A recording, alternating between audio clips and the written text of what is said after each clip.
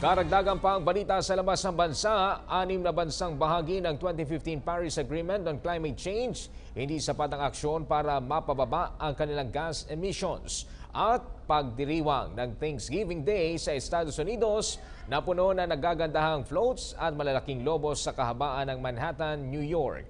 May report si Joy Gumata. 6 na bansang bahagi ng 2015 Paris Agreement on Climate Change ang hindi nakikitaan ng sapat na aksyon para mapababa ang kani-kanilang gas emissions. Ayon sa pinakahuling pag-aaral ng London School of Economics, hindi sapat ang climate change legislations ng Estados Unidos, Argentina, Australia, Canada, Saudi Arabia at Turkey para mapababa ng 80% ang kanilang net gas emissions sa pagsapit ng 2050. Tinalakay ito ng mga kinatawan ng mahigit 100 bansa na bumuo ng Paris Agreement sa katatapos lang na Global Climate Meeting sa Marrakesh, Morocco.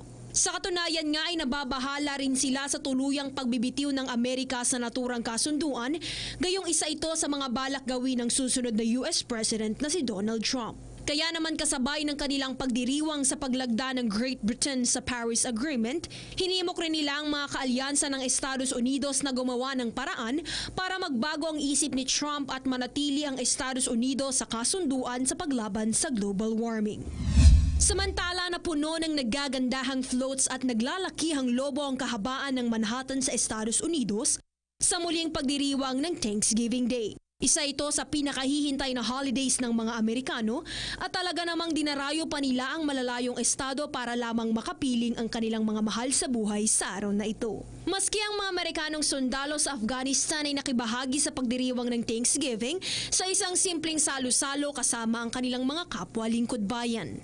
Sa pamamagitan ng roasted turkey, mashed potatoes at iba pang masasarap na pagkain na kanilang pinagsaluhan, ay naramdaman nila ang spirit of Thanksgiving ilang milya man ang layo sa kanilang mga pamilya. Sa taon ng Thanksgiving celebration sa White House, pinili naman ni US President Barack Obama na hayaan na lamang mabuhay ang 2 pabo na sana ay pagsasaluhan sa palasyo. Ang mapapalad na pabong ito na pinangalan ng Tater at Tot ay nasa pangangalaga na ngayon ng isang poultry farmer sa Virginia. Para sa PTV News, Joy Gumatay.